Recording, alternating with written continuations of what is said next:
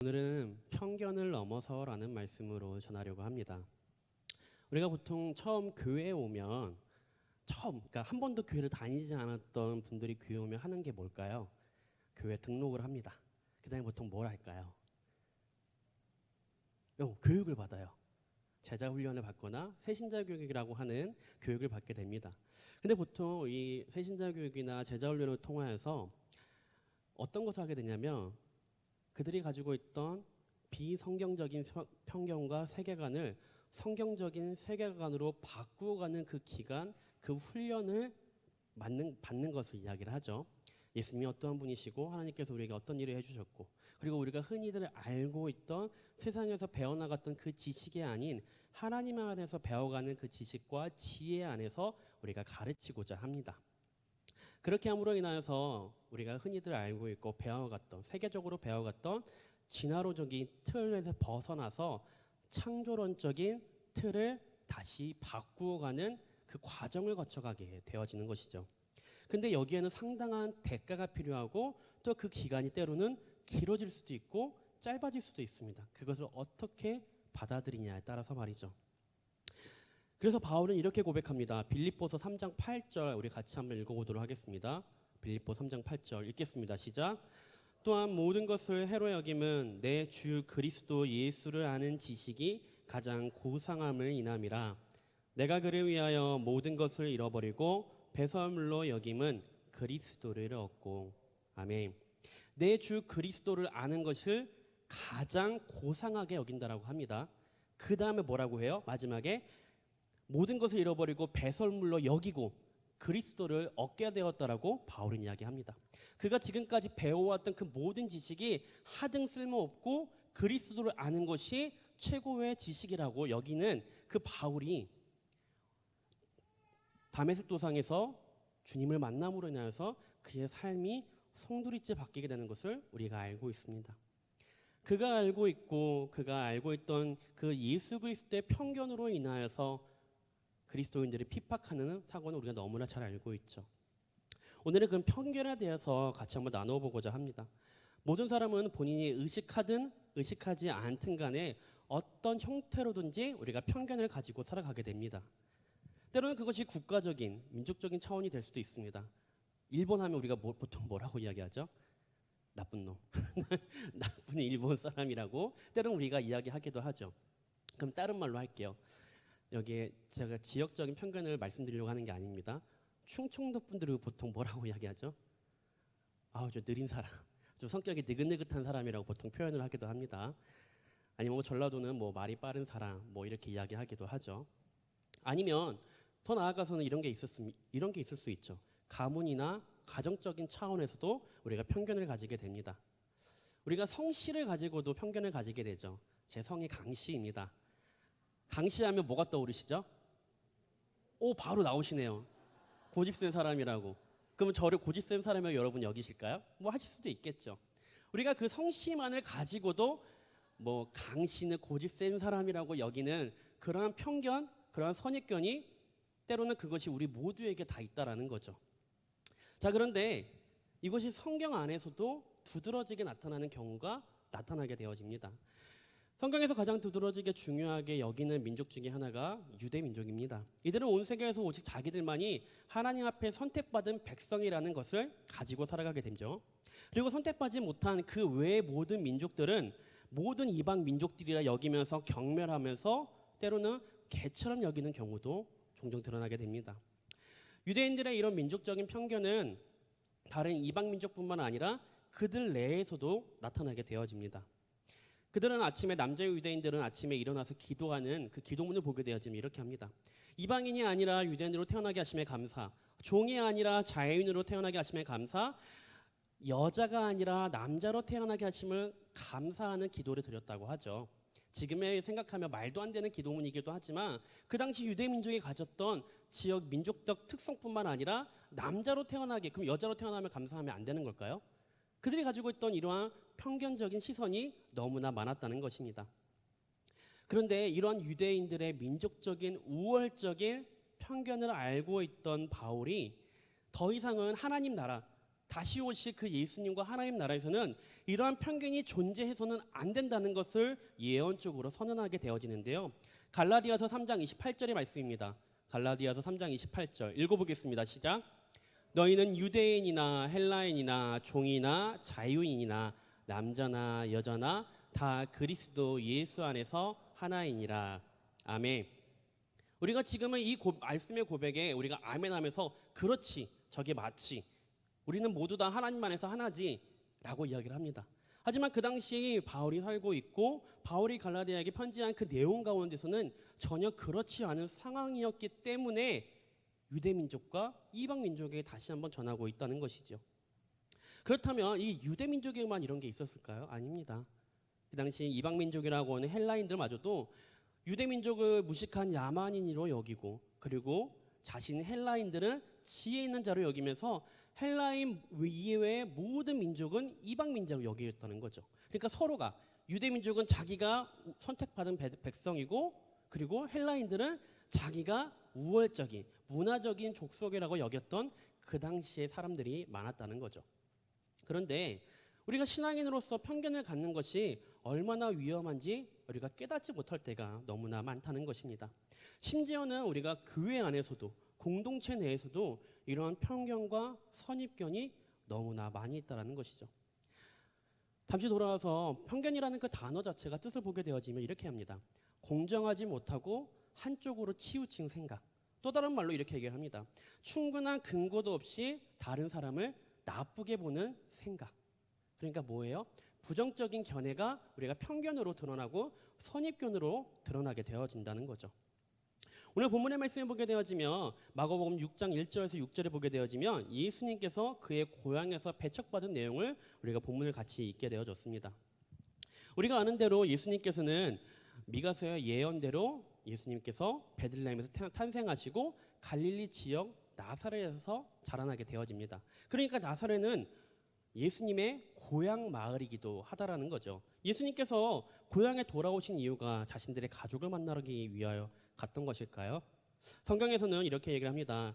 1절에서 언급하고 있는 대로 가족을 포함하여 고향 마을 사람들에게 복음을 전하러 갔다라고 예수님은 말씀하고 있습니다. 그러니까 예수님께서는 그의 고향에 내려간 이유도 단 하나입니다. 복음을 전하러 갔다는 것이죠. 우리 38절, 우리 마가복음 1장 38절 한번 읽어보겠습니다. 시작.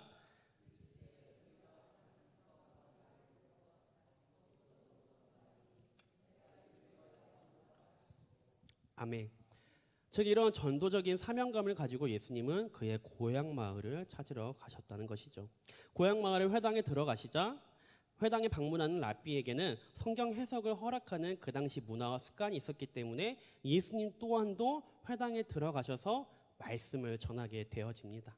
그 말씀을 듣는 사람들마저도 반응은 너무나 놀라운 것을 우리가 보게 되어집니다. 2절 말씀 읽어보겠습니다. 2절 본문의 말씀 2절 같이 읽겠습니다. 시작. 회당에서 가르치시니 많은 사람이 듣고 놀라 이르되 이 사람이 어디서 이런 것을 얻었느냐? 이 사람이 받은 지혜와 그 손으로 이루어지는 이런 권능이 어찌 됨이냐? 아멘. 많은 사람들이 예수님께서 회당에서 가르치신 내용을 듣고 놀랐다라고 이야기를 합니다. 그들도 또한 그들이 예수님께서 나사렛에서 오기 전에 하셨던 일들을 분명히 들었을 것이에요. 광인을 치유하고 회당장 야이로의 딸을 살리시고 12해 동안 앓았던 혈루증을 낫게 하는 그 모든 일들을 들었기 때문에 예수님이 하셨던 그 기적적인 일들을 체험하고 놀라운 것을 보았기 때문에 그들도 놀랐다라고 이야기하죠. 자, 그런데 그들이 가지고 있던, 그렇게 들었던 이들마저도 예수님을 똑바로 쳐다보지 못하고 하나님의 아들이라고 바라보지 못하고 그들이 가지고 있던 편협된 시선과 편견으로 예수님을 바라보게 됩니다. 첫 번째는 이것입니다. 3절입니다. 3절 같이 한번 읽고 본문의 말씀 3절 같이 읽겠습니다. 시작.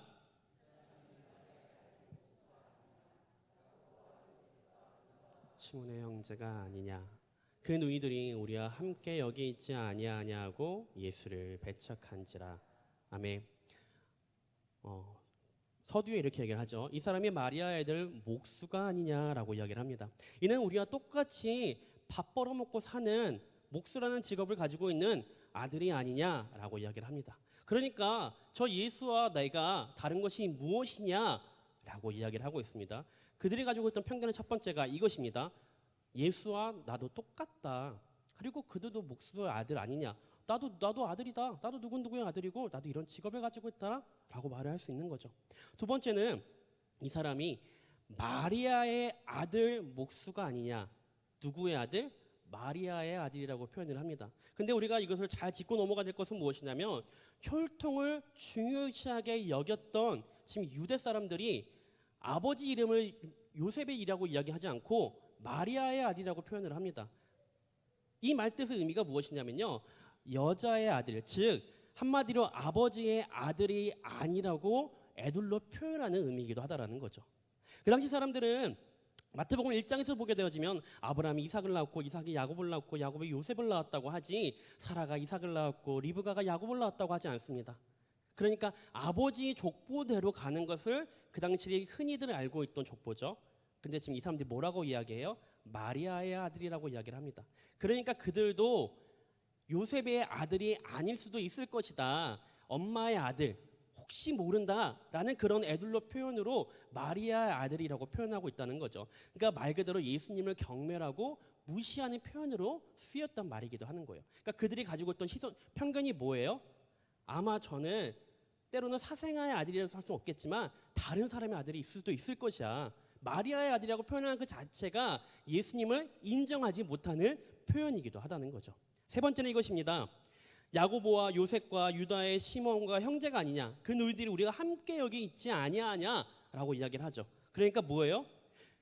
그들의 옆 친구들, 그들이 같이 살고 있는 그 공동체 안의 가족들이 우리가 다 알고 있는 친구고 형제들 아니냐. 우리가 저 가족 밥 숟가락도 몇 개인지도 아는데 라고 이야기를 하죠. 즉 가족적인 관계의 표현을 대면서 예수님을 격화시키는 표현이기도 하고 있다는 거죠. 이렇게 볼 때 나사렛 사람들은 하나님의 일을 인간의 일로 보고 있는 것이고 영적인 일을 육적인 일로 바라보고 있다는 것입니다. 그러니 예수님을요 색안경을 끼고 보고 있는 사람들이 너무나 많다라는 것입니다.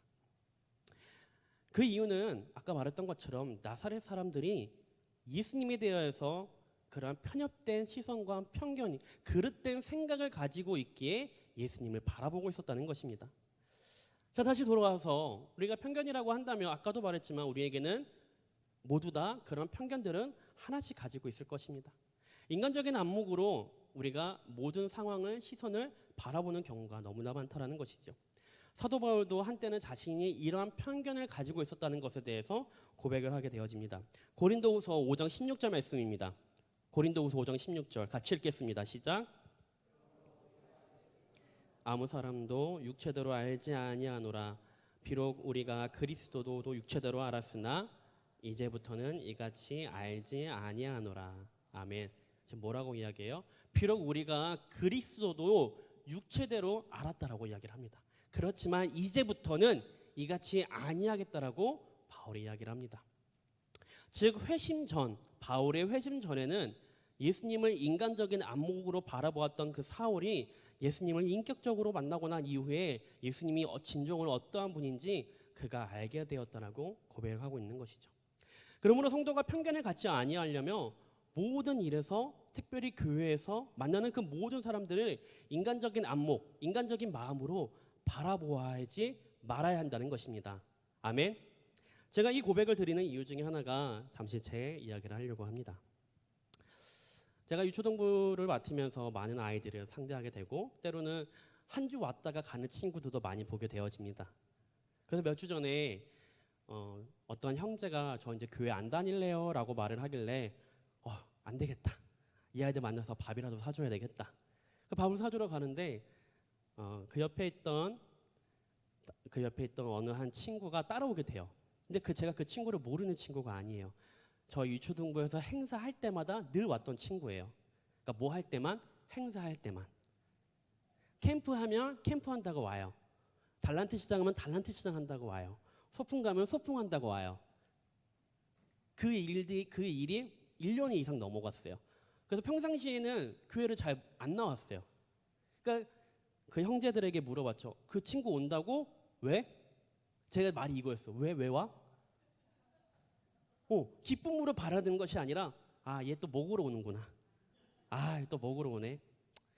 그러니까 금방 제가 쯧했죠. 그래 뭐 한번 사주면 되지. 이게 아니라 또 돈 나가겠네. 물론 제 돈은 아니지만 어찌됐든 간에 이 아이의 바라보는 심정이 제가 지금 어떠한 시선으로 바라보는 거예요? 그냥 행사 때마다 오는 아이. 제가 바라봤던 그 편견은 이 아이에게 이것이 있었던 거예요.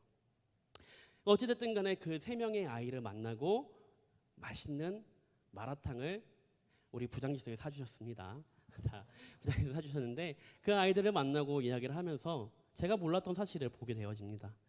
그 아이가 부모님도 교회를 다니지 않는 것은 알고 있었지만 부모님이 일주일 내내 일을 합니다. 집에 하루 종일 있는 친구고 그 주말에는 어디 갈 데가 없으니 할아버지 집에 가 있던 친구였어요.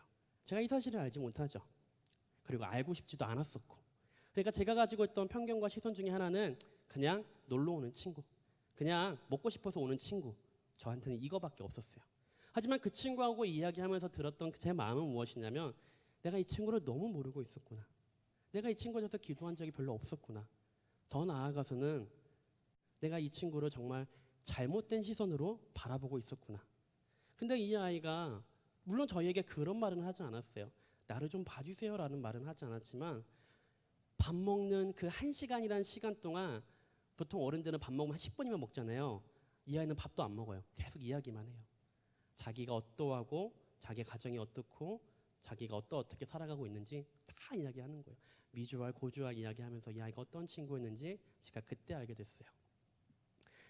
그리고 다시 그래서 그러면서 이야기했던 부분이 그러면 그렇게 매주 할아버지 집에 가게 되어지면 한 달에 2번만 와라. 많이 안 와도 돼. 딱 2번만 와. 그것도 뭐예요? 제가 가지고 있던 편견이라고 할 수는 없지만 얘가 할 수 있는 최대가 그것까지로 생각을 했던 거죠. 그래, 딱 2번만 와. 그때 오고 싶을 때 와. 내가 언제든 오면 뭐 사달라면 사줄게. 이거였어요. 그게 이제 한 달 좀 안 돼가고 있거든요. 그 친구가 매주 나오고 있어요. 매주 나오고 있어요. 그 생각을 정리하면서 저 서현준도사랑 같이 밤에 이야기를 하면서 들었던 마음은 내가 우리 아이들을 정말 아직도 사랑하지 못하고 있고 때로는 여전히 내가 편견된 시선으로 그들을 바라보고 있구나. 이거 하나였어요. 내가 정말 영혼을 사랑하는 마음이 참 많이 부족하구나. 이거 하나만을 느꼈습니다. 우리가 그릇된 시선과 편견으로 인하여서 내 옆에 있는 사람들을 여전히 사랑하지 못하고 내가 가지고 있는 생각과 내가 가지고 있는 그릇된 사람 생각으로 그들을 바라본다면 그들이 돌아올 길은 여전히 없다는 것입니다. 우리가 예수님의 안목으로 그들을 사랑하지 못한다면 예수님도 하실 일이 없고 우리도 할 수가 없다는 것입니다. 더 중요한 것은 그들이 정말 기다리고 있다는 것입니다. 누군가 그들의 이야기를 들어주고 누군가 그들에게 손 내밀어 주기를 기다리고 있다는 것입니다. 근데 우리가 그러한 편협된 시선으로 편견으로 선입견으로 그들을 바라보는 순간 주님은 일하지 못하십니다. 아니, 일하지 않으십니다. 하나님은 우리를 통하여 일하기 원하십니다. 우리가 예수님을 만날 때 우리가 보통 이렇게 고백합니다. 주님, 내 모습 이대로 나를 사랑해 주세요라고 합니다. 그렇죠? 근데 다른 사람은 우리가 어떻게 바라봐요? 그들의 모습 그대로 사랑합니까 우리가? 아니에요. 우리는 그들을 그 모습 그대로 사랑하지 못하고 오히려 그릇된 시선으로 그들을 질책하고 책망하고 바라보게 됩니다. 하나님은 우리에게 그것을 원하지 않으십니다. 하나님은 우리에게 그들을 진정으로 사랑하고 품어주기를 기다리고 계신다는 것입니다. 그렇기 때문에 나사렛 사람들은 이런 편견 때문에 예수님을 배척하게 되어집니다. 그리고 그 모든 결과는 불신앙으로 드러나게 되어지는데요. 본문의 6절의 말씀입니다. 같이 읽겠습니다. 시작. 믿지 않음을 이상히 여기셨더라. 이에 모든 교내에 두루 다니시며 가르치시더라. 아멘.